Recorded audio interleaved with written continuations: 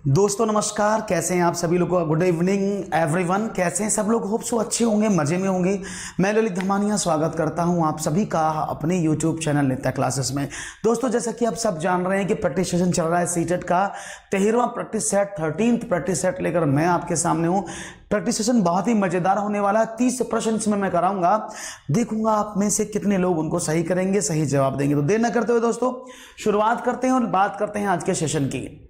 दोस्तों अगर आपने अभी तक हमें सब्सक्राइब नहीं किया है, फॉलो नहीं किया है, तो सब्सक्राइब कर लें, जिससे कि आपको हमारे वीडियोस लगातार मिलते रहें और जिससे कि आप इस सेशन का पूरा एंटरटेन और एंजॉय कर पाएँ। तो बहुत मैं चाहूँगा आप सभी लोगों से कि आप तेज़ी से सबसे पहले सब्सक्राइब लाइक कर दें, जिससे कि आप तक हमारी सारी बातें पहुँच जाएँ और आप भी इन चीज़ों को समझ लें और आसानी से आप यहाँ पर हमारे साथ जुड़ पाएँ और नए नए जो सेशंस हैं उनको भी आप कनेक्ट हो पाएँ, उनको भी पढ़ पाएँ। तो बहुत बहुत स्वागत के साथ दोस्तों अभिनंदन है आप सभी का। तो चलिए देर न करते हुए अब शुरुआत कर देते हैं और बात करते हैं आज के सेशन की। पहला प्रश्न आज लूंगा मैं आप लोगों के सामने। पहला प्रश्न लेता हूं, ये रहा आपके सामने पहला प्रश्न। आप सभी को पता है पहला प्रश्न बड़ा ही आसान सा होता है। इसको बड़ी आसानी से मैं आपको समझाने की कोशिश भी करता हूं और आसान तरीके से आप समझते भी हैं। तो चलिए दोस्तों बड़े आसान तरीके से आसान शब्दों में शुरुआत करते हैं। पहला प्रश्न आपके सामने लिख रहा हूं, प्रश्न नंबर 1। आंसर चाहूंगा 6251, 6221, 521 और 6521 में 5 के स्थानीय मानों का योगफल कितना है?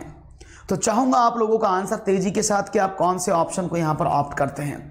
प्रश्न है 6251, 6221, 521 और 5621। देखो इसकी बात करते हैं, यहां से क्या निकला 50, यहां से बात करते हैं यहां से कितना निकला 500 और यहां से देख कितना निकलता 5000।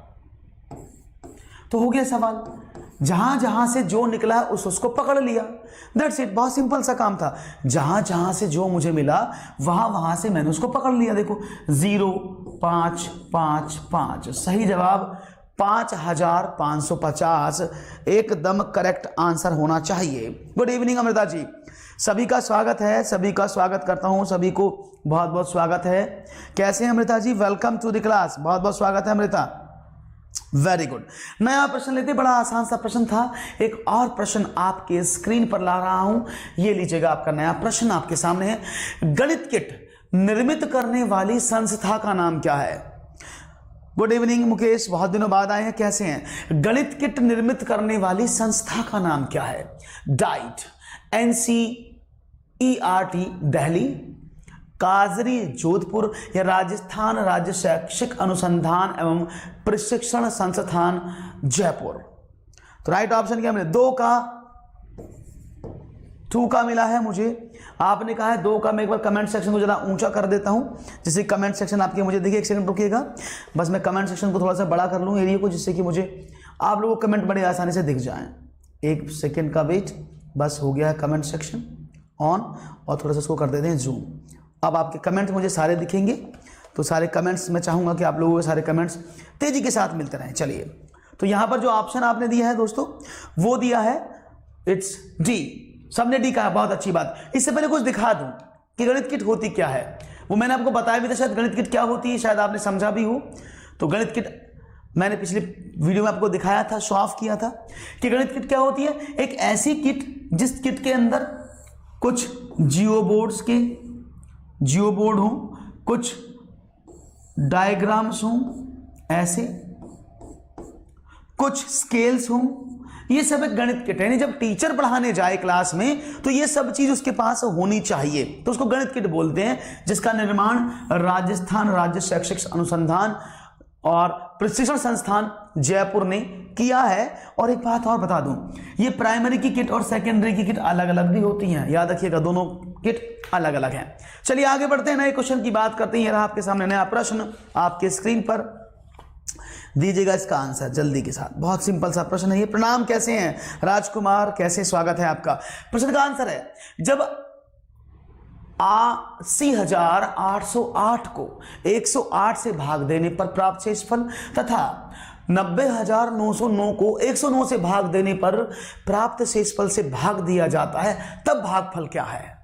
क्वेश्चन नंबर 3 आंसर चाहूंगा और तेजी से चाहूंगा कि आपके आंसर बहुत तेजी के साथ मिले। जब 80,808 को 108 से भाग दिया जाए तो उससे जो प्राप्त शेषफल आएगा वो, और 90,909 को 109 से भाग देने पर जो प्राप्त शेषफल आया वो, इस पहले वाले शेषफल में दूसरे वाले का भाग दिया जाए तो आंसर क्या आना चाहिए। क्वेश्चन ये आपके सामने है। तो चलो करते हैं क्वेश्चन को, देखते हैं। बड़ा आसान सा प्रश्न, आराम से आप कर लेंगे। तो देखो आपने 80808 में डिवाइड किया 108 का, तो भाई 7 बार जाएगा, 8 बार तो जाएगा नहीं, तो 7 बार यहां पर जाता है। तो 7 8 56 और 7 एकम 7, 2 बचा यहां पर। यहां से 10 लिया, 10 में से 5 0, 520। अब 4 बार जाएगा, सोचो का 400, तो 4 8 32 और 4 एकम 4, कितना बचा 8 यहां पर बचता है, और 11 में से 3 गए, 8 यहां पर बचता है, और आपने 8 उतारा। तो अब कितनी बार जाएगा, 8 बार।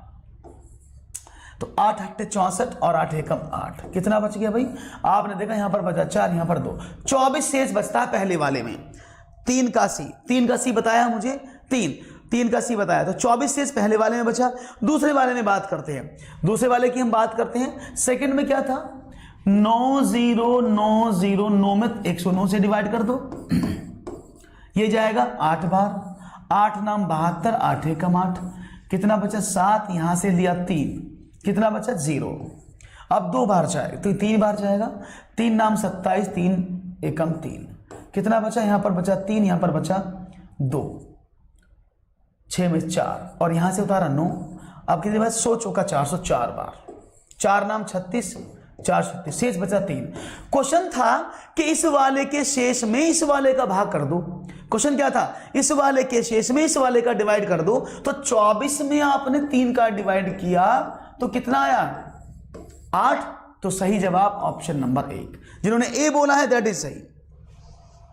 निहारिका, इन क्वेश्चन की कोई शॉर्ट ट्रिक नहीं होती है। निहारिका जी, इट्स 8, ठीक है। एक दो क्वेश्चन तो आशीष जी करना पड़ेगा ना बड़ा, आशीष जी एक दो क्वेश्चन तो बड़ा है कैलकुलेशन का, वो करना होगा। जिसकी शॉर्ट ट्रिक आएगी वो बताऊंगा आगे, ठीक है ना, टेंशन मत लीजिएगा। नया प्रश्न आपके स्क्रीन पर ये रहा, देखो इसको बताओ, इसके आसानी से हो जाएगा। क्वेश्चन नंबर 4, 3 से ही 1/3 में कितने 1/6 हैं, जल्दी से दीजिएगा आंसर। हाँ, एक देखो पेपर जब बनाया जाता है तो उसमें हर तरह के प्रश्न रखे जाते हैं, लो लेवल के भी क्वेश्चन रखे जाते हैं, हाई लेवल के भी, मॉडरेट भी। तो आपको हर तरह के लेवल के क्वेश्चंस को करना होता है। अब ऐसा नहीं कि सारे क्वेश्चन आपको लो लेवल के दे देंगे, सारे हाई लेवल के। तो पेपर जब बनाया जाता है उसमें तीनों लेवल का ध्यान रखा जाता है, इसीलिए कुछ क्वेश्चन बड़े आसान लगते हैं। 4 का आंसर दीजिएगा, 3 से ही 1/3 में कितने 1/6 हैं, तो देखूंगा क्या आंसर देंगे आप। बड़ा ही आसान सा प्रश्न है। तो देखते 3 से ही 1/3 में कितने 1/6 है। मैंने क्या बताया था भाई, 3 3 और 1 10, 10/3 में कितने 1/6 हैं, तो हो गया सवाल। 6 ऊपर ले जाओ, 10 गुणा 6/3, 3 दूनी 6, कितना आंसर दिया, 4 का ए नहीं आएगा, 4 का आंसर आएगा डी, 20। भाई कैसे ऐसे काम चलेगा, ऐसे कैसे काम चलेगा भाई, अगर आप इतने आसान प्रश्नों के उत्तर भी देंगे। हाँ रणवीर जासे के राजवीर, 1 मिनट से ज्यादा नहीं लगता है कैलकुलेशन करने में। आप इतने एक्सपर्ट होने चाहिए कि आपकी कैलकुलेशन थोड़ी सी आपके साथ चले। बहुत सिंपल सा प्रश्न था, आंसर आया डी। जिन्होंने कहा 20 एकदम सही जवाब है, वेरी गुड आंसर, बहुत बढ़िया। आगे वीडियो चल रहा है, मैं कल देखूंगी इस वीडियो को। अर्चना जी ओके इट्स ओके, वीडियो चल रहा है, आपके यहाँ नहीं चल रहा है तो आप कल देख लीजिएगा, कोई प्रॉब्लम नहीं है। प्रश्न आगे बढ़ते हैं, नया क्वेश्चन लगाया जाए कंप्यूटर जी। चलो बताओ, हर बार सीटेट में देखो प्रीवियस ईयर में ऐसा क्वेश्चन पेपर में था, इसी वजह से इन क्वेश्चंस को यहां रखने का तात्पर्य है। मैं बाहर प्रैक्टिस सेट में कोशिश करता हूं। गुड इवनिंग मनीषा जी, कैसे हैं, और भगवती धन जी स्वागत है। तो यहां पर मैं ऐसे प्रश्नों को लेने की कोशिश इसलिए करता हूं क्योंकि ये पेपर में आते हैं। तो मैं आपसे जानना चाहूंगा इसका आंसर क्या होगा, जल्दी से बताइएगा क्या आंसर होगा। ए बी सी डी में से देखो समझना इस क्वेश्चन को। क्वेश्चन नंबर है 5 का डी, तो 5 का डी बताया भाई 1212। समझते हैं 10 धाए की बात कर रहे थे, तो धाए का मतलब होता है 10 बराबर 100। 11 सैकड़ा की बात करें, सैकड़ा का मतलब होता है 100, तो 1100। उसने कहा 12 इकाई, तो 12 इकाई का मतलब होता है 1, तो 12 सबको जोड़ दें तो आपने क्या देखा 2 1 2 1। सही जवाब 12 12। बहुत बढ़िया, शायद नहीं, बहुत बढ़िया, बहुत ही खूबसूरती से आप जवाब देते हैं। सही जवाब, एकदम करेक्ट आंसर आपने दिया है। आपके लिए जाती हैं तालियां। नया प्रश्न लगाया जाए कंप्यूटर जी तो आसान है और आप बड़े तेज तीव्र बुद्धि के बालक हैं। तो एक प्रश्न नंबर 6 का आंसर चाहूंगा। 96 के सभी धनात्मक गुणनखंडों का योगफल है 251, 252, 155 या 156। बहुत सिंपल सा है। ओहो भगवती, आपको बिच्छू ने काट लिया। अरे रे, अभी आपका स्वास्थ्य कैसा है भगवती? अभी आप कैसे हैं? अभी ठीक है ना? तो बड़ा दिक्कत हो गया ये तो। अभी बहुत दर्द होता है बिच्छू काटने से। चलो आप अपने आप को स्वस्थ रखिएगा। क्वेश्चन का आंसर है 6 और 6 का आप मुझे आंसर दे रहे हैं। क्या दे रहे हैं भैया? 6 का आंसर मिल रहा है बी। चलो भी देख लेते हैं 252। मैंने आपको पहले भी समझाया था इसके फैक्टर कैसे निकालने हैं। ये मैंने आपको पहले भी समझाया था इसके फैक्टर कैसे निकालने हैं। जब भी आप 96 के फैक्टर निकालोगे तो सबसे पहले बनेगा 1 गुणा 96। 2 से काट दें तो 48 दूनी 96। 3 से काट दें तो 32 तिया 96। 4 से काट दें तो 24 चौके 96। 5 से कटता नहीं, 8 से कटता है कि नहीं कटता, 9 से कटता है कि नहीं कटता, ये आप पर डिपेंडेंसी है भाई। काट सकते कि नहीं काट सकते? और कटेगा नहीं, वैसे 8 से नहीं कटता है, अब तो कटेगा 6 से। और 16 छिक्कम 96। ये बन गए सारे फैक्टर। इसके अलावा तो कुछ नहीं बनेगा। इसके अलावा तो कुछ नहीं बनेगा। 1 मिनट रुकिएगा दोस्तों।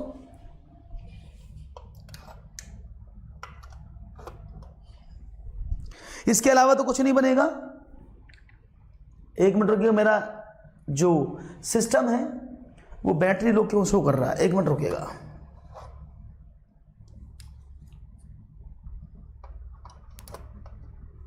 हाँ जी, अब ओके है, ठीक है। तो आपको समझ में आया यहां तक? अब मैंने फैक्टर कैसे किए समझ गए होंगे आप लोग कि ये फैक्टर कैसे हुए। आपको ऐसे नहीं पढ़ना 1 से काटा 2 से काटा ना। 1 से काटो तो साथ में देखो किससे कट जाएगा, 96 से। 2 से काटा तो 48 दूनी 96। 3 से काटा तो 32 तिया 96। यानी आप जब भी क्वेश्चन को सॉल्व करेंगे ऐसे प्रश्न को तो आपको यह तरीका अपनाना होगा। इसे अपनाने से आपको बहुत फायदा भी होगा। अच्छा, निशान लगवा लिया है। ध्यान रखिएगा, स्वस्थ रहिएगा और बहुत अच्छे से रहिएगा। सबको जोड़ दें तो देखो 96 और 1 97, 48 और 2 50, 32 और 3 35, 24 और 4 28, 16 और 6 22। सबको जोड़ो, इट्स 252। बड़ा आसान तरीका है, बहुत ही सिंपल वे में क्वेश्चन को करना है। ये मैं बार बार बोल रहा हूं, यहां पर आप बहुत गलतियां करते हैं कि आप क्वेश्चन को कैसे करते हैं कि भाई 1 से काटा, 2 से काटा, 3 से, 4 से, 5 से, फिर आगे वालों को भी काटने की कोशिश करते हैं। तो आगे वालों को डबल काम क्यों बढ़ाया जाए? हम सिंपल देखेंगे। 1 से कटा 96 के साथ, 2 से कटा 48 के साथ, सबको जोड़ दिया, आंसर आपके हाथ में आ गया। राइट ऑप्शन 252 सही जवाब। नेक्स्ट क्वेश्चन, चलिए आगे बढ़ते हैं। नेक्स्ट क्वेश्चन की बात करते हैं। नेक्स्ट क्वेश्चन आपके सामने ये रहा। यदि 2 भिन्नों का गुणनफल 14/15 तथा उनका भागफल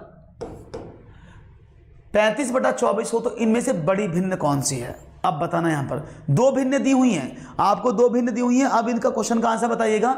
2 भिन्नों का गुणनफल 14/15 है तथा उनका भागफल 35/24, यानी 2 भिन्नों को गुणा की जाए। पहले मैं आपको डायरेक्ट बाद में बताऊंगा, पहले समझ लेना। 2 भिन्नों को, सपोज x अपॉन y है, अगर उन 2 भिन्नों का गुणनफल और आपने सपोज a अपॉन b कर दिया। 2 भिन्न थी, एक ये वाली एक ये वाली, दोनों की गुणा कितनी थी? 14/15। आपने भागफल देखा तो भाई x अपॉन y जब डिवाइड करोगे तो b अपॉन a हो जाएगा, बराबर क्या हो गया? 35/24।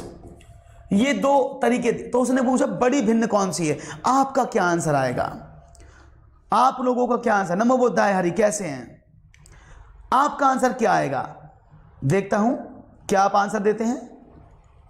अच्छा, एक छूट गया 12/96 में। अच्छा, एक छूट गया है, उसको जोड़ लीजिएगा प्लीज, अगर छूट गया है तो। ठीक है, पीछे वाले क्वेश्चन की बात कर रहे हैं। इस वाले में तो अच्छा 8 रह गया था, माफ कीजिएगा। दिस वन 20, अब जोड़ लीजिएगा, इतना ही आएगा आंसर। ठीक है, ओके। चलो यहां देखते हैं। तो अब आपका आंसर क्या मिलेगा? क्वेश्चन नंबर 7 का आंसर आप लोग देने बी बी बी बी। सब लोगों ने कहा सर बी ऑप्शन होगा, सबने कहा बी ऑप्शन होगा। चलिए भाई देखते हैं। बी ऑप्शन आपने दे दिया। अब देखो सिंपल समझना, 2 अंकों की गुणा यहां पर दी हुई है और 2 अंकों का भागफल ये दिया है। अब एक बात देखो, ऑप्शन उठाने की कोशिश करते हैं। ऑप्शन उठा, अगर देखो ऑप्शन से करोगे तो भी क्वेश्चन हो जाएगा, विदाउट ऑप्शन करोगे तब भी क्वेश्चन हो जाएगा। तो आप ऑप्शन उठा के भी कर सकते हैं। कैसे? आपने देखा 14/15 था, इसमें 2 अंकों की गुणा इतनी थी, अगर इसमें इसका भाग कर दूं, देखो 14/15 में अगर मैं 7/4 का भाग कर दूं तो कितना ना, 2 भिन्न मिलेंगी मुझे, एक तो ये वाली, एक इससे प्राप्त। देखते हैं इसको ऐसे ऐसे, तो 14 गुणा 7, 14 गुणा 4/15 गुणा 7, तो भाई 7 दूनी 14, 8/15। अब 8/15 और 7/4 का डिवाइड यहां आना चाहिए, जो कि नहीं आएगा, तो ये ऑप्शन आप ऑप्ट नहीं कर सकते। 7/6 की बात करते हैं, तो भाई देखो 2 भिन्नों का भाग पर, एक तो ये है, अगर इन दोनों का भाग किया जाए, भाई अगर इसमें इसका भाग करूं 14/15 में अगर मैं भाग करूं 7/6 का, तो ऊपर पहुंच गया, क्या हो जाएगा 14 गुणा 6/15 गुणा 7, तो 7 दूनी 14, 12/15, यानी देखा जाए 4 से 3 से 3 चौक 12, 3 पंजे 15, 4/5, दोनों का डिवाइड करूंगा तो 35/24 मिलेगा। आप ऐसे भी कर सकते हैं, या फिर आप इस तरीकों को अपना सकते हैं जो मैंने आपको बताया। आप इसको ऐसे भी कर सकते थे कि आप सीधा सीधा क्वेश्चंस को उठा करके, जो बेसिक तरीका है उससे भी कर सकते थे कि भाई x/y multiply by a/b is equal to 14/15। आप ऐसे भी, दूसरा था x/y डिवाइडेड बाई, जब डिवाइड करेंगे तो मल्टीप्लाई में b/a हो जाएगा ना, बराबर 35/24। अब यहां से आप a b की वैल्यू फाइंड आउट कर सकते हैं। आप ऐसे भी कर सकते हैं, चॉइस इज योर्स। आप इसको चाहेंगे ऐसे करें, जैसे चाहें वैसे कर सकते हैं, चॉइस आपकी होगी। क्लियर हुआ? तो यहां पर आप आंसर निकाल सकते हैं। कैसे क्वेश्चन करना था आप आसानी से निकाल सकते हैं। दोनों इक्वेशन को सॉल्व करेंगे तो आंसर मिल जाएगा। क्लियर है? टाइम टेकिंग प्रोसेस है, इसलिए बता रहा हूं कि थोड़ा टाइम लगेगा, तो इसलिए मैं नहीं बता रहा हूं। यहां पर आप x/y की वैल्यू निकाल सकते हैं। अगर मैं बताऊं तो देखो x/y की वैल्यू क्या हो जाएगी 35/24, अब उधर जाएगा तो a/b। आप ऐसे भी कर सकते हैं, वैल्यू पुट कर दो x/y की, यहां पर आंसर आ जाएगा। क्लियर है? ऐसे बता दो, अच्छा ठीक है, तो ऐसे कर लेते हैं भाई, जैसे आपको पसंद आए आप वैसे कर सकते हैं, कोई प्रॉब्लम नहीं। अब देखो इसको करें तो यहां पर क्या हो गया, आपने पुट कर दिया इसमें, तो x/y बराबर ये आया। अब आपने इसको इसमें पुट कर दिया तो क्या मिलेगा आपको, देखते हैं 35/24 multiply by a/b multiply by a/b is equal to 14/15। अब ये क्या हो जाएगा a²/b² बराबर 14/15 मल्टीप्लाई बाई 24/35। ऐसे कर सकते हैं, कोई प्रॉब्लम नहीं है, ठीक है ना। आप आराम से करेंगे, क्वेश्चन हो जाएगा। कोई प्रॉब्लम हो तो मुझे बताइएगा, वैसे कोई प्रॉब्लम होनी नहीं चाहिए, ठीक है। तो काट लो भाई इसको, 3 पंजे 15, 3 अट्ठे 24 और 7 दूनी 14, 7 पंजे 35, तो 8 दूनी 16/25, 16/25। तो a/b बराबर क्या हो गया, a/b बराबर 4/5, वही मैंने निकाल के बताया था। तो a/b 4/5 है, पुट कर दो 7/6 आ जाएगा। तरीके दोनों आपके पास है, जिससे चाहे उससे कर सकते हैं, ठीक है। तो दोनों तरीके आपको समझ में आए निहारिका। आगे बढ़ते हैं, नए क्वेश्चन की तरफ बढ़ाया जाए, क्वेश्चन नंबर 9 लिया जाए। चलो बताओ, जल्दी से बताना। 26 और 26 शतांश को लिखा जाता है। बहुत ही इजी सा प्रश्न है, आंसर भी बहुत इजी सा आना चाहिए। बिल्कुल सही दिया है कुमारी अंजू, बहुत अच्छे से आंसर दिया है आपने। 26 और 26 शतांश को लिखा जाता है। कैसे लिखेंगे 26 और 26 शतांश को, देखता हूं आंसर क्या मिलेगा। 8 का ए, क्वेश्चन नंबर 8 है, 8 का ए बिग फ्रैक्शन, हाँ बिल्कुल big fraction is right, 6/7, 7/6 sorry. चलिए बहुत अच्छा, वेरी गुड, बहुत बढ़िया। तेजी से आंसर आने चाहिए ऐसे क्वेश्चंस के, क्योंकि ये टेट बेस्ड, अभी पैडागोगी शुरू नहीं हुई है, अभी पैडागोगी आने वाली है, तो और ज्यादा आपको लोड पड़ेगा पैडागोगी में। 26.26 देखो, शतांश का मतलब होता है शतांक या शतांश यानी 100वां हिस्सा, तो 26 का और 26 का शतांश, तो 26 का शतांश 26/100 यानी 26.26 इज द राइट आंसर। शतांश मतलब 100वां हिस्सा, दशांश मतलब 10वां हिस्सा, तो right option is this correct answer. Question number 9, computer जी लगाया जाए। ये किट यहां पर आ गई है, पता नहीं किट तो मैंने वहां लगाई थी, राजस्थान ने जो किट जनरेट की थी मैथमेटिक किट, ये उसका फोटो यहाँ पर पता नहीं कैसे आ गया है, लगाया तो वहां पर था, यहाँ पर आ गया पता नहीं। तो मैथमेटिक किट है, ये देख लीजिएगा, ये मैंने कल भी दिखाई थी। ठीक है, आगे बढ़ते हैं नए क्वेश्चन की तरफ। निम्न में से कौन सा सही नहीं है, ये बताना है प्रश्न आपको। क्वेश्चन नंबर 9 है, निम्न में से कौन सा सही नहीं है? 10 सेंटीमीटर भुजा वाले वर्ग का क्षेत्रफल 10 सेंटीमीटर लंबाई और 0.1 मीटर चौड़ाई वाले आयत के क्षेत्रफल के बराबर होता है। 1 मीटर 5 सेंटीमीटर बराबर 1.5 सेंटीमीटर होते हैं। 0.40 और 0.4 समान है। 3/4 इज इक्वल टू 0.75 रुपीज। इनमें से कौन सा सही नहीं है ये आपको बताना है। तो नो का बी मुझे बताया जा रहा, तेजी के साथ आंसर मिलेंगे कि नो का बी होना चाहिए।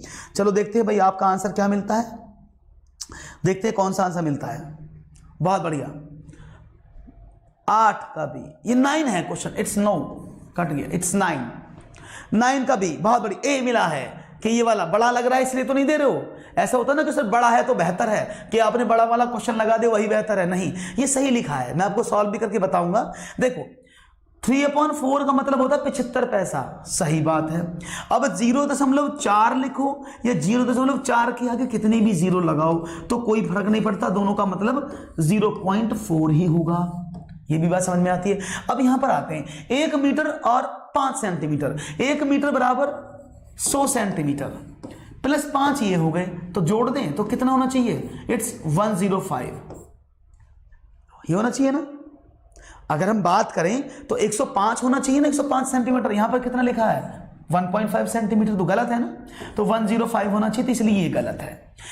ऊपर 10 सेंटीमीटर भुजा वाले वर्ग को, अब देखो 10 सेंटीमीटर का वर्ग है, इसको भी समझा देता हूं आपको जिनको कंफ्यूज लगा होगा ये वाला ऑप्शन, वो भी समझिएगा। 10 सेंटीमीटर भुजा वाला वर्ग है, वर्ग इस तरह से होता है, 10 सेंटीमीटर का वर्ग है ऐसा, तो 10 इसका बराबर 100 हो गया। 100 सेंटीमीटर इसका एरिया है। उसने कहा एक आयत 10 सेंटीमीटर की उसकी लंबाई है, अब चौड़ाई भी तो इतनी ही, 0.1 मीटर बराबर 10 सेंटीमीटर, 10 गुणा 10 बराबर 100 सेंटीमीटर, तो भी ये दोनों बराबर हैं। तो राइट ऑप्शन था ऑप्शन नंबर बी। बहुत बढ़िया, नया प्रश्न आपके सामने है। ये 1.5 है, इट्स पॉइंट, ये तो पॉइंट विजिबल नहीं हो रहा है क्या? पॉइंट विजिबल नहीं हो रहा क्या भाई? पॉइंट तो मुझे दिख रहा है यहां पर, हो सकता है थोड़ा फीका हो गया, कोई प्रॉब्लम नहीं है।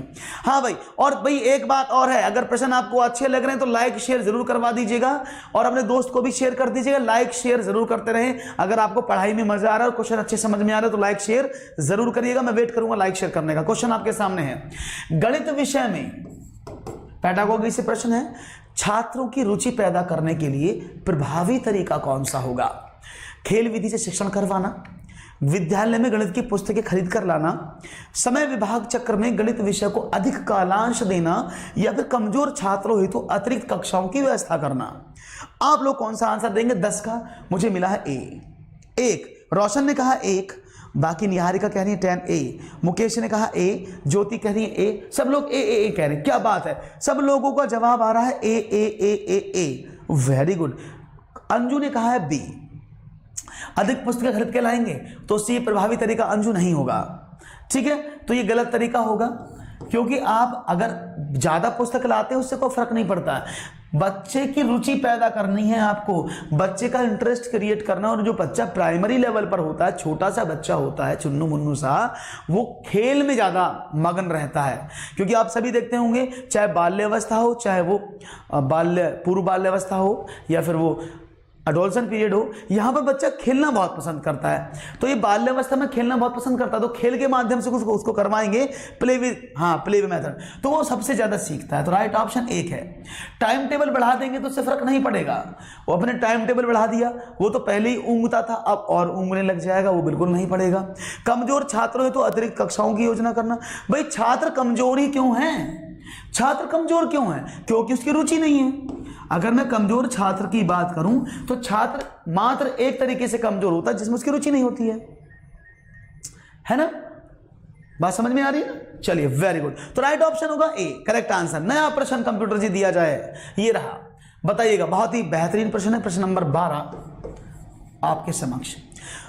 14/33, 21/22 और 42/55 का में से क्या होगा? ये मैंने पढ़ाया भी था और मैं चाहूंगा इसका आंसर दीजिएगा आप, कि भाई 14/33, 21/22, 42/55 का मैं से क्या होगा? आंसर चाहूंगा आप लोगों से, क्या होना चाहिए? 7/330, 42/550, 3/321 या फिर 21/350। राइट ऑप्शन ए आने लग गया है कि सर ए होगा। बहुत ही बेहतरीन जवाब देते हैं आप। देखो 14, 21 और 42 का क्या निकालेंगे हम? मैं से। क्यों?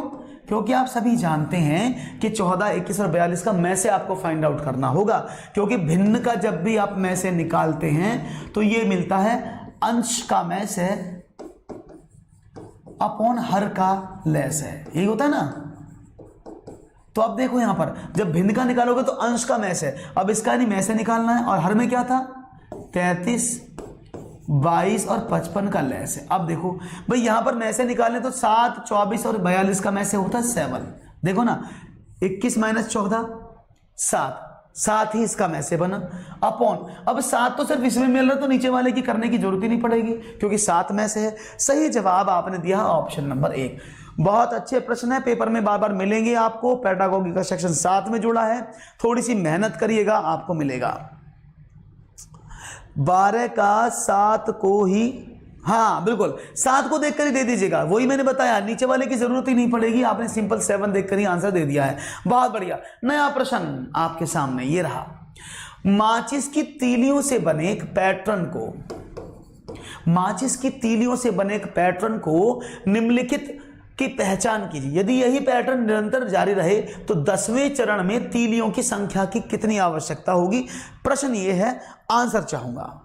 क्वेश्चन बहुत सिंपल सा है, सीटेट में कई बार ऐसे प्रश्न पूछे गए हैं, पैटर्न पर आधारित प्रश्न है कि एक बच्चा है माचिस की तीलियों से पहचान खेल रहा है वो, और हर चरण में इस तरह से चलता है वो, तो 10वें चरण में तीलियों की संख्या बता दो क्या होगी? 13 का ए बताया जा रहा है, 42, तो देखते हैं भाई, आपने कहा है 42 तो जरूर देखेंगे, तो राइट ऑप्शन क्या होगा? सी।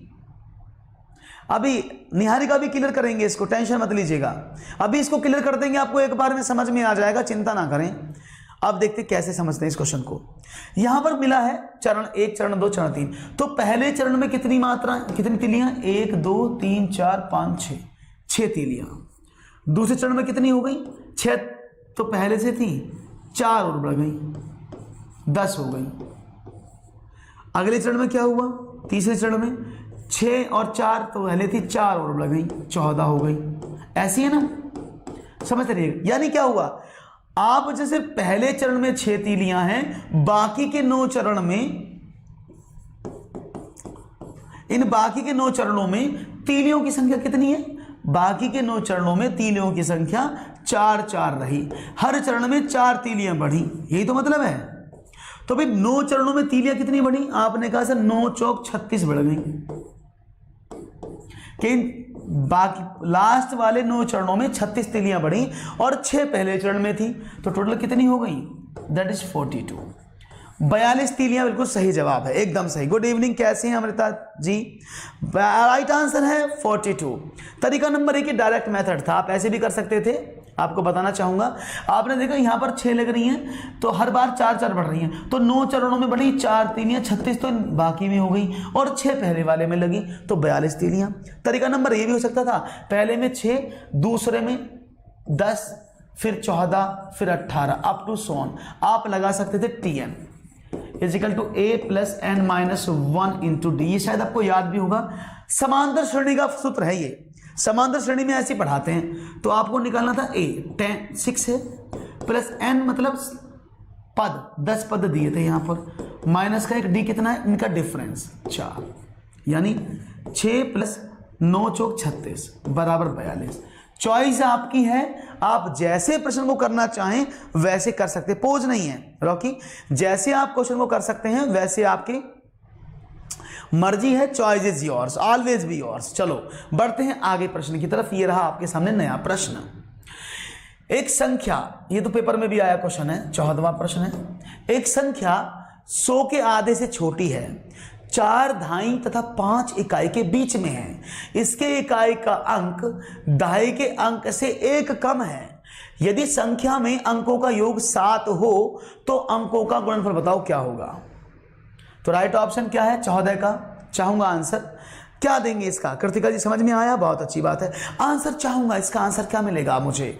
आप लोगों की तरफ से आंसर का वेट है, जल्दी बताइएगा आंसर क्या होगा। फिर मैं कराता हूं इस क्वेश्चन को, टेंशन नहीं रखने का है, एक बार में सवाल समझ में आ जाएगा, कोई भी दिक्कत नहीं होगी। तो जल्दी से इसका आंसर चाहूंगा आप लोगों से, दीजिएगा आंसर। 14 का सी, 12 बताया गया है। बी, तो यहां पर बी और सी बता, समझना ये बड़ा अच्छा सा प्रश्न है। एक संख्या 100 के आधे से छोटी है, नहीं 100 का आधा मतलब 50, 50 से छोटी है। उसने कहा 4 दहाई और 5 दहाई के बीच में है। इसका मतलब क्या? 4 दहाई 40 और 5 दहाई 50, इन दोनों के बीच में है। उसने कहा इस संख्या का इकाई का अंक दहाई के अंक से कम। अब समझना 40-50 के बीच में, इसका मतलब क्या हुआ? 41 आता है, 42, 43, 44, 45, 46, 47, 48 और 49, यानी 40 और 50 के बीच में ये संख्याएं आती, इसके अलावा तो कुछ नहीं आता ना, कोई प्रॉब्लम नहीं। उसने कहा इसके इकाई का अंक यानी ये वाला अंक दहाई के अंक से 1 कम है। तो भाई देखो ये तो 2 कम है, ये 2 कम है, 3 कम है, 1 कम, एक तो ये है। इसके अलावा कोई भी संख्या नहीं मिलती जिसमें ये कंडीशन फॉलो होती हो कि उसका इकाई का अंक दहाई के अंक से 1 कम है। हर जगह यहां पर ये इकाई का, ये दहाई का, 2 का अंतर, इकाई का अंक 3 कम था, इकाई का अंक 2 कम था, इकाई का अंक सिर्फ यहां 1 कम था। और उसने कहा कि दोनों संख्याओं के अंकों का योग 7 है, तो काम बन गया 4 + 3 = 7। उसने कहा दोनों की गुणा बता दो, तो 4 × 3 क्या होता है? 12, it equal to 12। Right answer 12। समझ में आया? 14 का सी ऑप्शन है, इट्स सी। क्लियर हुआ? समझ में आया है कि नहीं आया है? मेरे हिसाब से तो पक्का समझ में आ गया होगा। कोई ऐसा जिसको समझ में ना आया हो? 14 का बी, बी नहीं होगा, इट्स। आप इसको क्यों निकाल लें बी को? आप यहां पर देखो ना, 4 और 3 7 है, तो 4 और 3 का गुणा कितना होगा? 4 और 3 का गुणा कितना होना चाहिए? 4 और 3 का मल्टीप्लाई तो 12 होना चाहिए ना। 24 क्यों दे रहे हैं आप लोग? हाँ जी, राइट ऑप्शन सी। चलिए आगे बढ़ते हैं और 15 प्रश्न आपके स्क्रीन पर लाता हूं। ये रहा। निम्नलिखित में से कौन सा प्राथमिक स्तर पर गणित शिक्षण की पाठ्यचर्या अपेक्षाओं के साथ मेल नहीं खाता? देखिए, पाठ्यचर्या, गणित शिक्षण की पाठ्यचर्या यानी एनसीएफ भी बोल सकते हैं इसको, इस पर आधारित एक प्रश्न आपसे एग्जाम में जरूर पूछा जाता है। तो वो बताना है आपको कौन सा मेल नहीं खाता है। पहला, भिन्नों को पूर्ण के अंश के रूप में प्रदर्शित करना तथा सरल भिन्नों को व्यवस्थित करना। याद रखना, नहीं बहुत इंपॉर्टेंट है, आप नहीं को छोड़ देते हैं, तो भाई नहीं को याद रखना है हमेशा। वर्गीकृत आंकड़ों के निरूपण का विश्लेषण करना तथा निष्कर्ष निकालना, दैनिक जीवन की तार्किक कार्य प्रणाली तथा गणितीय सोच के बीच संयोजन का विकास, मानक परिकलन प्रणाली से संख्या संबंधी संक्रियाओं को करने में भाषा और प्रतीक और चिन्हों का विकास। तो यहां पर चाहूंगा 15 का आप दे कौन सा ऑप्शन मुझे देंगे? तो बड़ा आसान सा प्रश्न है। अब चाहूंगा इसका 15वां प्रश्न का आप मुझे क्या आंसर देंगे, तो मैं आपसे बस इस चीज की आशा करता हूं। आंसर तेजी से दीजिएगा। क्वेश्चन आपके सामने, आपके कमेंट्स भी मुझे आने लग गए हैं कि भाई निम्नलिखित में से कौन सा प्राथमिक स्तर पर, तो यहां पर जानना चाहूंगा तेजी से आंसर आपके आ रहे हैं। और यहां पर बी, 15 का बी सबसे ज्यादा मिल रहा है भाई, सबसे ज्यादा बी आ रहा है, सबसे ज्यादा आप बी ऑप्शन को चूज कर रहे हैं, तो मुझे भी थोड़ा सा अच्छा लग रहा है कि आप आंसर बी दे रहे हैं। Very good. तो यहां पर बी ऑप्शन सबसे, और बाकी लोग कहां हैं भाई? बाकी लोग कहां हैं? बस कुछ लोग ही आंसर दे रहे हैं, बाकी कहां हैं भाई? बाकी और लोग भी अपने आंसर जल्दी से देते रहें, जिससे कि हमें पता लगता रहे कि आपका क्वेश्चन समझ में आ रहा है। जल्दी से दीजिएगा answer. Very good, very good, बहुत बढ़िया, बी, बहुत बढ़िया। तो राइट ऑप्शन है इसका बी। आप लोगों ने बड़े अच्छे से पढ़ा हुआ है। देखो, उसने कहा कौन सा मेल नहीं खाता है, क्वेश्चन का आंसर ये था। तो वर्गीकृत आंकड़ों के निरूपण तथा विश्लेषण करना तथा उनका निष्कर्ष निकालना, भाई प्राथमिक स्तर की बात हो रही है। तो जो डेटा इंटरप्रिटेशन है, इसको बोलते हैं डेटा इंटरप्रिटेशन, और ये आता है आंकड़ों का वर्गीकरण, है ना, आंकड़ों का वर्गीकरण। तो आंकड़ों का वर्गीकरण जो पूछा जाता है, या तो कक्षा 8 का विषय है या फिर कक्षा 9 से शुरू होता है, जहां पर स्टैट्स पढ़ाई जाती है। तो आंकड़ों का वर्गीकरण जो होता है, डेटा इंटरप्रिटेशन, प्राथमिक स्तर पर होता ही नहीं है ना। अच्छा, मनमीत खाना खा रहे हैं, चलिए बहुत, खाना भी खाते रहो, पढ़ते भी रहो। राइट ऑप्शन हो गया ऑप्शन नंबर 2, क्योंकि ये कक्षा 8 का टॉपिक है। कक्षा 5 का टॉपिक नहीं है, क्योंकि प्राथमिक स्तर पर पूछा था दोस्तों एनालिसिस। हाँ बिल्कुल, तो एनालिसिस तो करता ही नहीं बच्चा, थोड़ा बहुत कर भी देता लेकिन आंकड़ों की नहीं कर पाएगा, विषय ही नहीं है, टॉपिक की कक्षा 8 का है तो आप कैसे कर देंगे, है ना। चलिए बहुत अच्छी बात है। रुक रहा है नहीं अर्चना जी, वीडियो नहीं रुक रहा, वीडियो वर्किंग है। नया प्रश्न आपके स्क्रीन पर, 16वां प्रश्न। किसी पिज्जा का एक चौथाई भाग रेनू ने खा लिया, शेष पिज्जा को 12 बच्चों में बराबर बांट दिया गया, इनमें से प्रत्येक बच्चे को पिज्जा का कितना भाग मिला। बताओ, इतना सा पिज्जा मिला होगा बच्चे को कि फिर दांत में चिपक गया होगा, इतना अन्याय रेनू ने किया। अब इस अन्याय के साथ कितना उसने दिया, अब कोर्ट में केस आ चुका है, बस आपको बताना कि रेनू ने बच्चों को खाने के लिए इतना सा पिज्जा दिया। कितना पिज्जा दिया, यह क्वेश्चन 16वां है और चाहूंगा मैं आप इसका आंसर दें। जल्दी से चाहूंगा इसका आंसर आप मुझे दें, वेट कर रहा हूं मैं आपके आंसर का। क्वेश्चन का आंसर जल्दी दीजिएगा भाई, इतना आसान प्रश्न है, आंसर नहीं आ रहे हैं।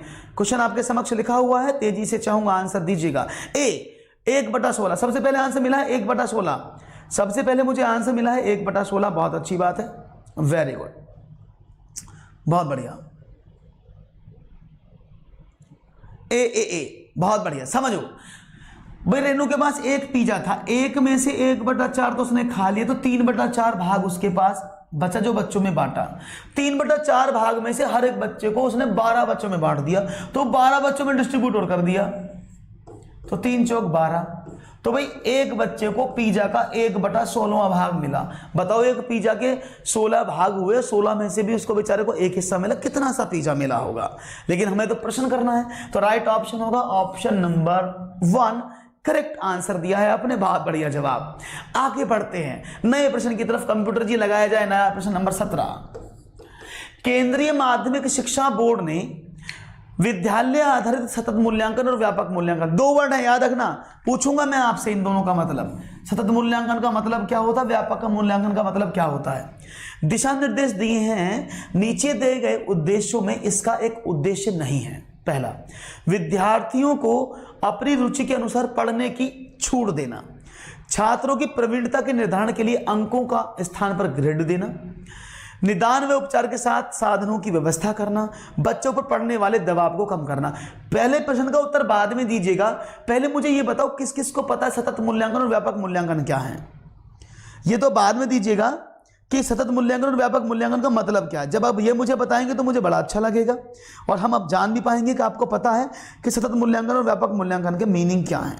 चलो जल्दी से दीजिएगा इसका आंसर, चाहूंगा क्या क्वेश्चन का आंसर मिलेगा। 2 ऑप्शन, इसका आंसर तो बाद में देंगे, पहले मुझे ये बताओ सतत मूल्यांकन व्यापक मूल्यांकन किस किस को पता है। यस और no, Y press for yes, N press for no, 2 आपको देने हैं, वाई और एन, दैट्स इट। जल्दी दीजिएगा और मैं चाहूंगा आप इसका आंसर तेजी से दें। यस, चलो चलो बहुत अच्छी बात है, आपने कहा यस। सतत मूल्यांकन और व्यापक मूल्यांकन जिनमें नीचे दिए गए उद्देश्यों में इसका उद्देश्य नहीं है। 17 का दी 2 बता रहे हैं, छात्रों को प्रवीणता के छूट देना, यस आता है, बहुत अच्छी बात है, वेरी गुड। तो अब यहां पर देखो नो भी बताया गया है, आलोक करे नहीं पता है, नहीं पता ज्योति जी, चलो सुन लेना बताता हूं। देखो सतत मूल्यांकन और व्यापक मूल्य दो बहुत छोटा सा अंतर है। क्लास बेस्ड एक्टिविटीज, अगर क्लास बेस्ड एक्टिविटीज का इवैल्यूएशन होगा तो वो सतत कहलाएगा, कंटिन्यूअस, और class based activities plus extra curriculum activities, class में तो क्या हो गया उसके टेस्ट में नंबर कितने आए, उसके मार्क्स कितने आए ये, और एक्स्ट्रा करिकुलम एक्टिविटीज में क्या हुआ, क्लास के बाहर की गतिविधि, डिबेट में जीत के आया, रेस में नंबर 1 आया, गेम में जीता मतलब, उसके बाद डिसिप्लिन में बहुत अच्छा है, ये सब क्लास के बाहर की एक्टिविटीज हैं। तो इन सबको जोड़कर जो होता है वो होता है तो व्यापक मूल्यांकन, और क्लास बेस्ड एक्टिविटी पर जो होता है उसको बोलते हैं सतत मूल्यांकन। याद रहेगा, क्लियर है, निहारिका क्लियर हो गया, बहुत आसान सा मंत्र है दोनों में, क्लास बेस्ड पता होना चाहिए और आपको class based plus extra curriculum activities known as broad यानी व्यापक मूल्यांकन। बहुत सिंपल सा तरीका था। अब देखते क्वेश्चन पर आते हैं।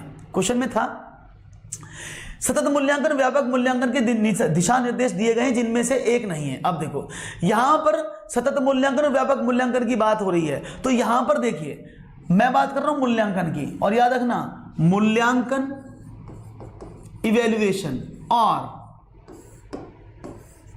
निदानात्मक परीक्षण या उपचारात्मक शिक्षण, इन दोनों के उद्देश्य बिल्कुल अलग अलग हैं, दोनों अपोजिट हैं एक दूसरे के, दोनों के उद्देश्य अलग अलग हैं। मूल्यांकन का उद्देश्य अलग होता है और निदानात्मक और उपचारात्मक शिक्षण का उद्देश्य अलग होता है, दोनों अलग अलग हैं, दोनों अलग अलग हैं। ठीक है, हाँ बिल्कुल कृतिका जी, क्लास के बाहर का इवैल्यूएशन होता है व्यापक और क्लास के अंदर का इवैल्यूएशन होता है सतत। ठीक है, बहुत बढ़िया। तो देखो क्योंकि मूल्यांकन का मतलब होता है उपलब्धि परीक्षण, बच्चा अचीवमेंट प्राप्त करे, लेकिन निदानात्मक और उपचारात्मक शिक्षण का मतलब क्या होता है, निदान का मतलब होता है बच्चे में कमी ढूंढना। तो ये जो आप बता रहे हैं, तो मूल्यांकन का कभी भी रिलेशन नहीं होता इनसे कि मूल्यांकन के बाद आप निदान करेंगे, नहीं, मूल्यांकन के बाद निदान नहीं करते हैं आप, निदान के बाद उपचार करते हैं और निदान और उपचार के उपरांत वो मूल्यांकन में जाता है, फाइनल एग्जामिनेशन में जाता है। तो राइट ऑप्शन क्या है?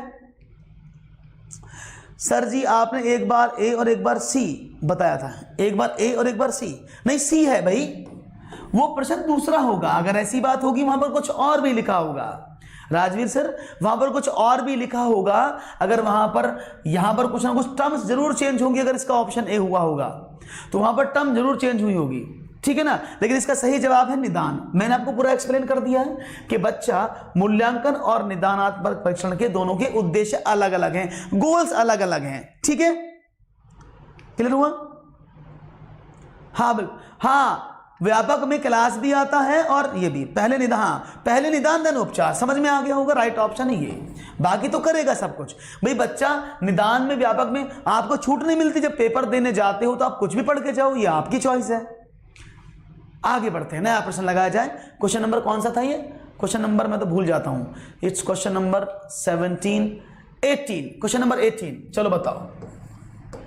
यदि किसी बस की चाल इसकी सामान्य चाल से 5 किलोमीटर अधिक कर दी जाए तो यह 300 किलोमीटर की यात्रा तय करने में 2 घंटे कम समय लेती है। बस की सामान्य चाल किलोमीटर प्रति घंटे में कितनी है? जल्दी से बताइएगा, मैं चाहूंगा तेजी से इसका आंसर मिले। आप लोग बहुत आसान से दे सकते हैं इसका आंसर, मुश्किल नहीं है। चलो भाई देखते हैं क्या जवाब मिलता है। क्वेश्चन नंबर 18 का ABCD देखते हैं सही जवाब। राजकुमार जी कहां जा रहे हैं आज? सर से, हाँ PDF है ज्योति जी, मैं शेयर कर दूंगा PDF को, टेलीग्राम लिंक है नीचे, वहां शेयर कर दूंगा, प्रॉब्लम मत लीजिएगा। ठीक है, मैं टेलीग्राम में लिंक है, इस वीडियो के डिस्क्रिप्शन में लिंक भी दिया हुआ है, आप वहां से लिंक को ले लें, उस पर जुड़ जाएं, मैं आपको भेज दूंगा, टेंशन मत लीजिएगा। तो आंसर चाहूंगा कि बस की सामान्य चाल क्या थी। बहुत सिंपल सा प्रश्न है, दीजिएगा आंसर। ABCD 4 ऑप्शन है, C ऑप्शन मिला है 45। हे भगवान, कैसे भाई? 5 किलोमीटर घंटा कर दी जाए तो 30 मिनट की यात्रा 2 घंटे में, अब इतनी स्पीड बढ़ जाएगी। चलो देखते हैं, अभी देखते हैं। आप सब लोग दे रहे हैं हेलो, कैसे हैं अमृता पांडे जी? यहां पर सब लोगों ने आंसर, चलो समझा देता हूं, बेसिक तरीके से समझिएगा, शॉर्टकट बाद में समझाऊंगा, जो उसका पार्ट पढ़ाऊंगा, तो पहले बेसिक समझ लो। देखो उसने कहा 300 किलोमीटर की दूरी तय करना है। फॉर एग्जांपल मैंने माना कि वो x किलोमीटर तय करती थी, 300 में वो x किलोमीटर की दूरी तय करती है, मतलब देखो दूरी ये है, चाल मैंने x मानी, समय की बात कर रहा हूं। देखो मैं यहां लिख देता हूं, जब आपको समझ में आएगा। चाल बराबर क्या होता है? दूरी बटे समय, है ना? चाल बराबर दूरी बटे समय होता है। यह समय बराबर क्या हो जाएगा? दूरी बटे चाल। मैंने समय क्यों निकाला? क्योंकि उसने दिया है यहां पर 2 घंटे समय कम लगता है, तो समय के रेस्पेक्ट में बात हो रही है, इसलिए मैंने समय यहां पर अपने पास रख लिया। देखो मैंने माना कि पहली वाली में जो समय लगा था वो 300 बटा x लगा हो। क्यों? क्योंकि 300 मीटर की दूरी थी किलोमीटर की, और x चाल से वो चल रहा था। उसने कहा 5 किलोमीटर अधिक कर दी जाए, तो जो चाल थी वो 300 किलोमीटर की दूरी को तय करने में 5 किलोमीटर ज्यादा कर दी। कोई प्रॉब्लम तो नहीं? उसने कहा तो समय कितने 2 घंटे कम लगा, मतलब इन दोनों को घटाया जाए तो 2 घंटे का टाइम लगा। बात समझ में आ रही है? कोई दिक्कत तो नहीं किसी को यहां तक?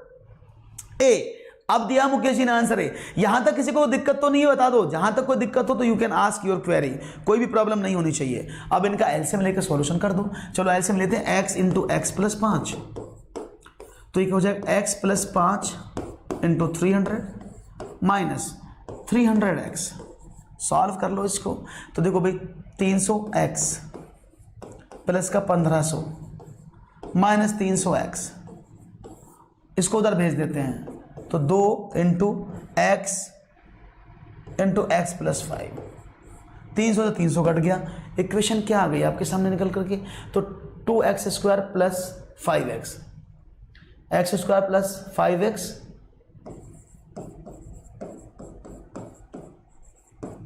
इसको कर दे multiply, 2x square plus 10x और माइनस का 1500।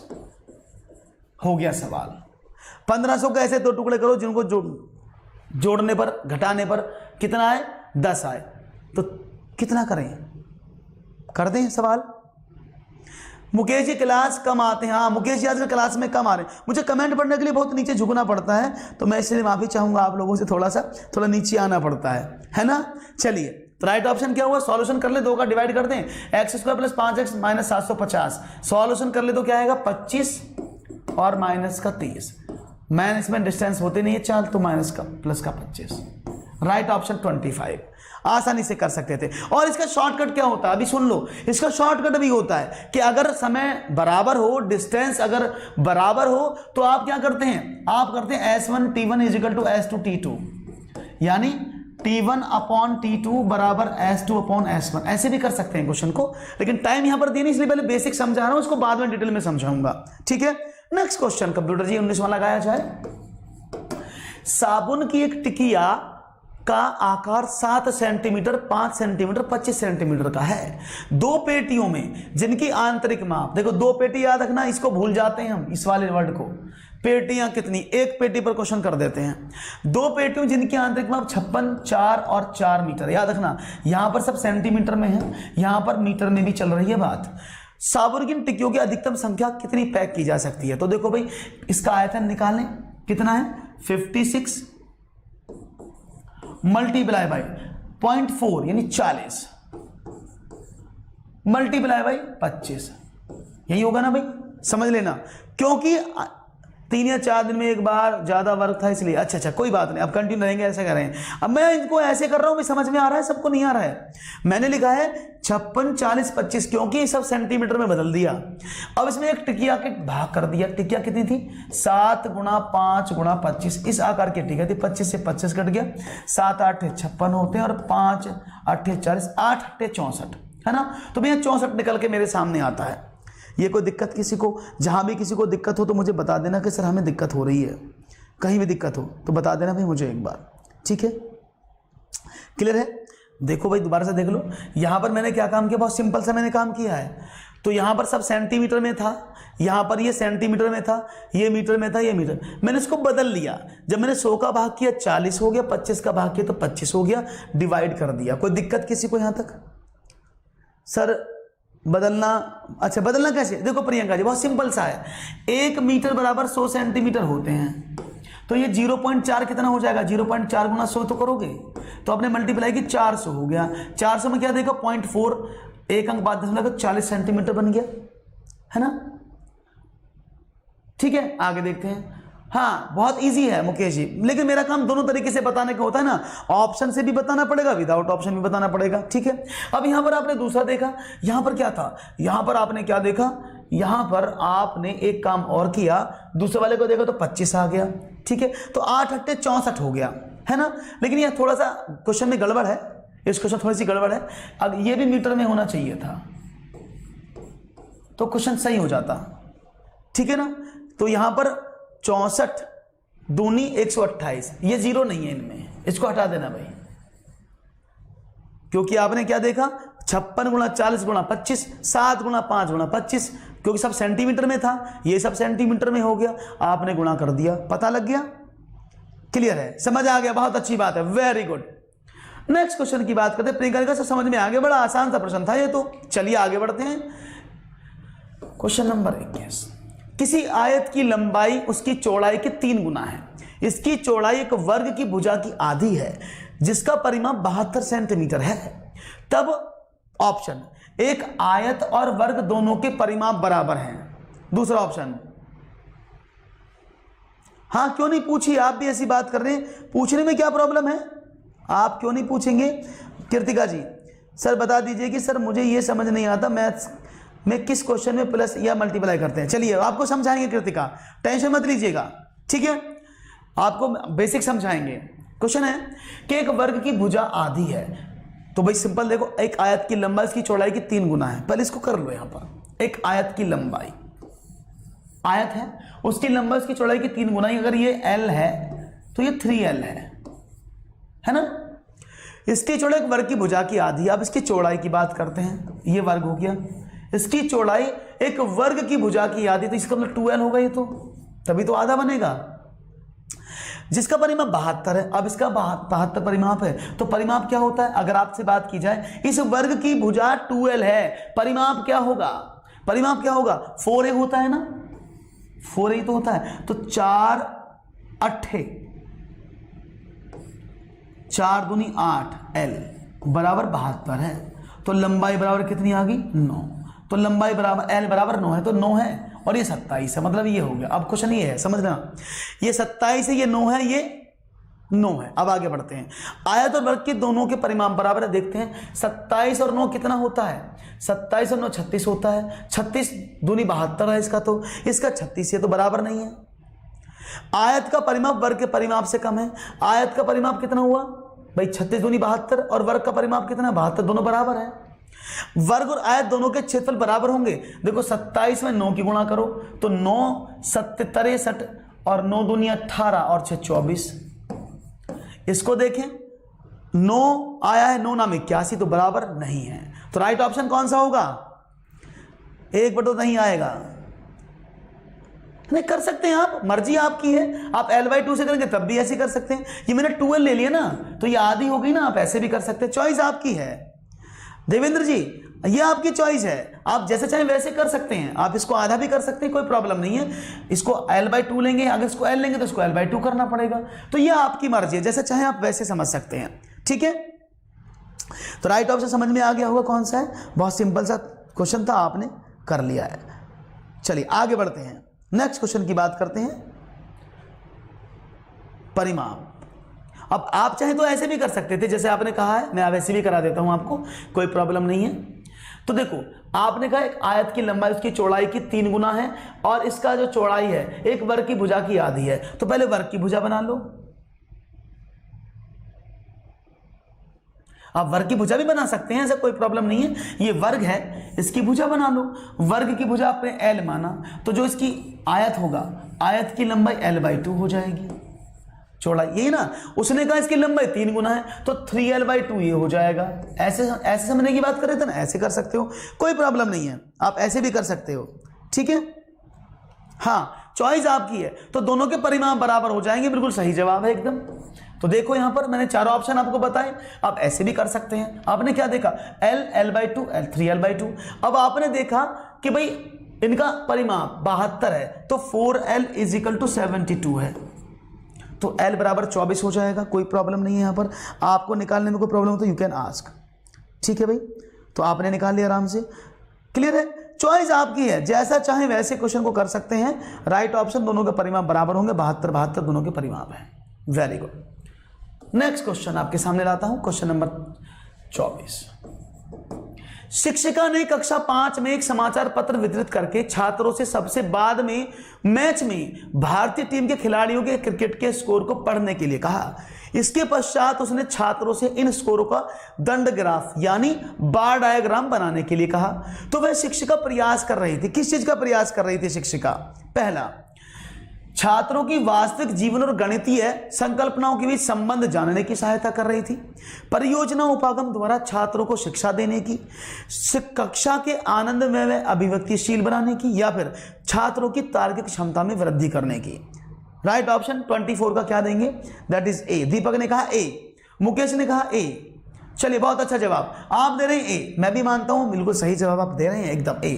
क्योंकि भाई वो बच्चे भारतीय टीम के खिलाड़ियों के क्रिकेट के स्कोर को पढ़ेंगे, यानी दैनिक जीवन से चीजें जोड़ी गई और उनका मैथमेटिक फॉर्मुलेशन करेंगे। तो मतलब क्या हुआ कि छात्रों की वास्तविक जीवन और गणितीय संकल्पनाओं के बीच संबंध को वो कनेक्ट करना चाह रही हैं। सही जवाब है ऑप्शन नंबर 1।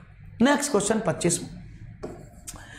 यदि आप गणित के अध्यापक हैं तो मंदबुद्धि छात्रों के स्तर में सुधार लाने हेतु आप कौन सी परीक्षा को अपनाएंगे? क्वेश्चन आपके सामने है कि यदि आप गणित के अध्यापक हैं तो मंदबुद्धि छात्रों के स्तर में सुधार लाने हेतु उपयोगी परीक्षा पद्धति कौन सी है? विश्लेषणात्मक परीक्षा, निदानात्मक, मंदबुद्धि, सृजनात्मकता। ए विश्लेषणात्मक परीक्षा, ऐसा बताया है ज्योति जी ने, बाकी सबने कहा ए।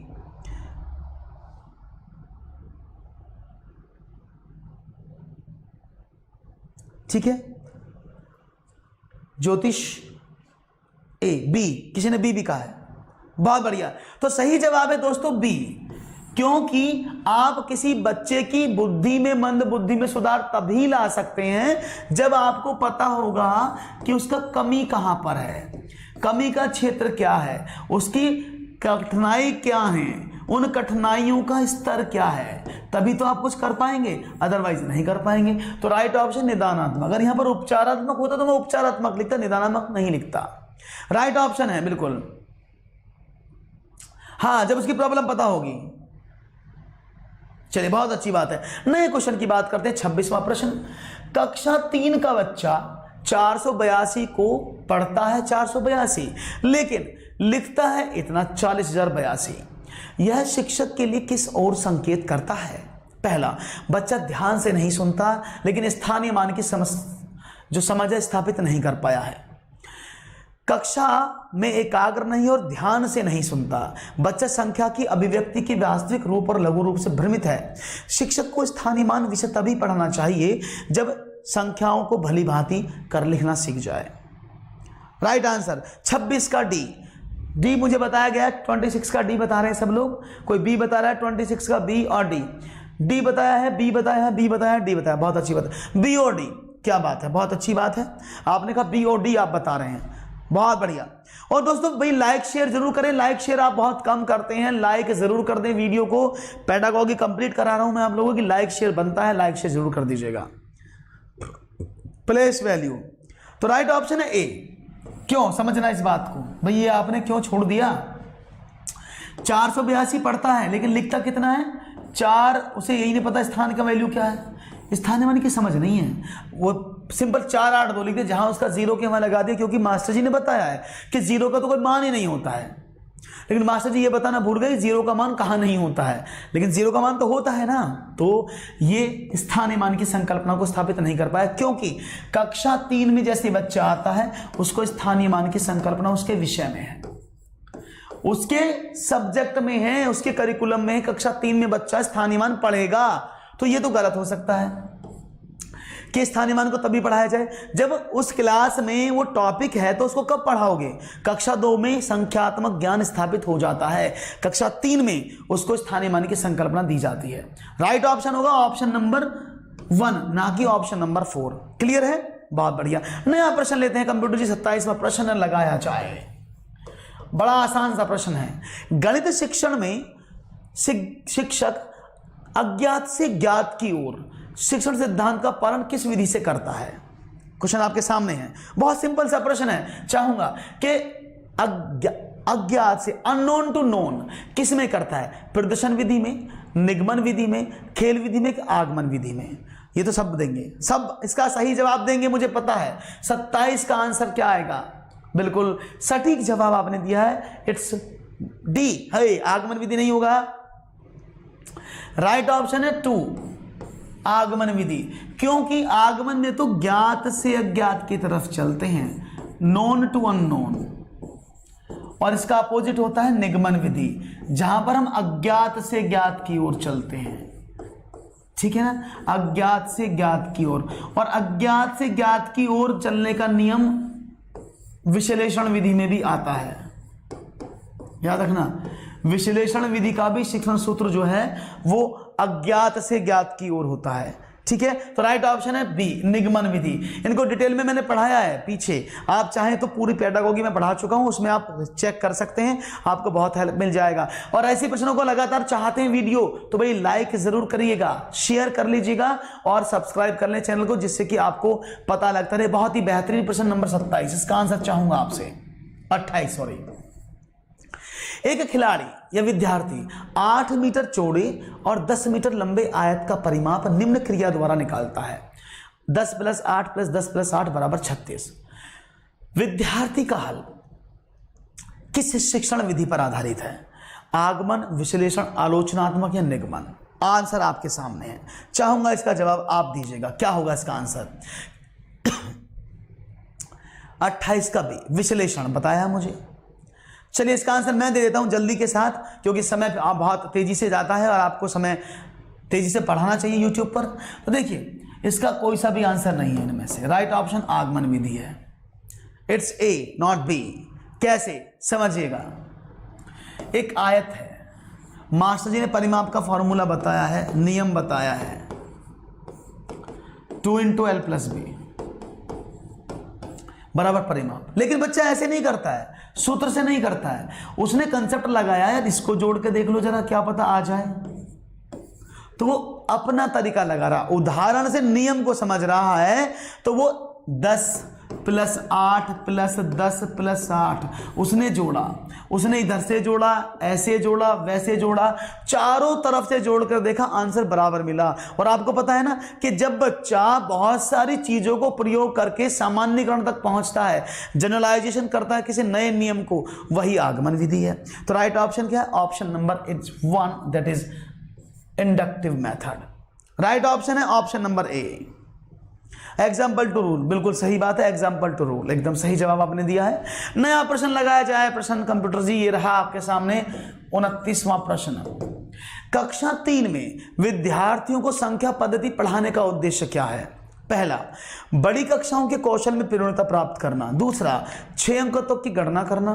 तीसरा, 4 अंकों की संख्या के योग और व्यवकलन के कौशल में प्रवीणता प्राप्त करना। या फोर्थ, संख्याओं को सैकड़ा, दहाइयों और इकाइयों के समूह में रूप में देखना और स्थानीय मानों को सार्थकता को समझना। ये आएगा आशीष जी, ये आपको आएगा। विश्लेषण देखिए, आपको अभी आपने विधि सही से नहीं पढ़ी है, इसका मतलब आशीष, एक दिन मैं एक काम करता हूं, एक दिन विधियों का चैप्टर रख लेता हूं, एक दिन हम आपको सारी विधियां पढ़ा देते हैं, ठीक है ना? एक दिन सारी विधियां पढ़ा देते हैं, तो आपको सबके डाउट खत्म हो जाएंगे कि किसमें क्या होता है ना? ये बेटर रहेगा, एक सिंगल को पढ़ाने से बेटर है कि आपको सारी विधियां पढ़ा दी जाएं, फिर आपको पूरा क्लियर हो जाएगा। तो चलो एक काम करते हैं, कल का सेशन रख लें, कल का सेशन विधियों का रख लें। Okay Anju ji, bye bye. तो आप जब कहेंगे तो मुझे कमेंट सेक्शन में बता दीजिएगा। जिन लोगों को शिक्षण विधियां पढ़नी है, मुझे कमेंट सेक्शन में करके बता दीजिएगा, मैं पढ़ा दूंगा, ठीक है ना? कृतिका, आपका डाउट क्या है? कृतिका जी एक बार प्लीज बता दीजिएगा, आपका डाउट मुझे समझ में नहीं आ रहा है। आपका डाउट क्या है कृतिका? कृतिका जी आपका डाउट मुझे दिख नहीं रहा दूर तक भी, एक बार फिर से बता दीजिएगा क्या डाउट है आपका, ठीक है ना? हाँ बता दूंगा, जैसे आप कहेंगे तब बता देंगे, ठीक है ना? तो देखो, मैंने भी समझाया था, कक्षा 3 में बच्चा क्या करता है? कक्षा 3 में बच्चा स्थानीय मान की संकल्पना पढ़ना शुरू करता है। मैंने अभी इससे प्रीवियस क्वेश्चन में बताया था, ठीक है ना? अच्छा, प्लस को माइनस कैसे? कृतिका मैंने बताया ना अभी, ये आपको स्टार्टिंग से मैं बताऊंगा, अभी थोड़ा सा धैर्य रखिएगा, मैं पूरा पढ़ाऊंगा कहां कहां से क्या करना है, ठीक है? अभी मैंने समझाया था आपको कि भाई कक्षा 3 में स्थानीय मान की संकल्पना आ जाती है, राइट ऑप्शन। नया क्वेश्चन लगाते हैं, क्वेश्चन नंबर 30। क्वेश्चन है, एक गणित के शिक्षक पाठ्यक्रम के विषय में इस प्रकार कहते हैं, पाठ्यक्रम जो कि बालक की वर्तमान तथा भविष्य की आवश्यकताओं को देखते हुए निर्मित किया गया हो, उसे निश्चित रूप से उसकी रचनात्मक शक्तियों के विकास का प्रयत्न करना चाहिए। यह कथन किसका है? आंसर आप देंगे। तेजी से जानना चाहूंगा इसका आंसर क्या देंगे आप। बहुत सिंपल सा प्रश्न है, और इसका आंसर आप दे सकते हैं आसानी से। क्या होगा इसका आंसर, जल्दी से बताइएगा। और यहाँ 4 ऑप्शन आपको दिए गए हैं, इन चारों ऑप्शन में कौन सा ऑप्शन आप चूज करेंगे, मैं जानना चाहूंगा आपका आंसर।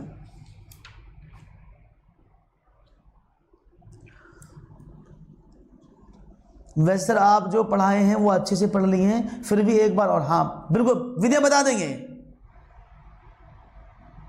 हाँ वो ऐसी पढ़ा, रट्टा वाली नहीं पढ़ाते हम, आपको मेहनत वाली पढ़ाएंगे। क्वेश्चन आपके सामने है, आंसर दीजिएगा इसका।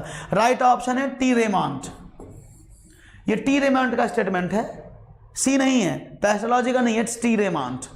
तो ये दोस्तों आज का सेशन था। आपको थोड़ा सा और बता दूं जाने से पहले, अगर आप अभी तक रुके हुए हैं तो बहुत अच्छी बात है। तो भी दोस्तों लाइक शेयर जरूर कर दीजिएगा अगर आपको अच्छा लगा है सेशन, और लगातार आप चाहते हैं ऐसे वीडियोस आपको लगातार डेली मिलते रहें। देखिए रात को 9:30 बजे 9:30 PM मैथमेटिक्स होता है।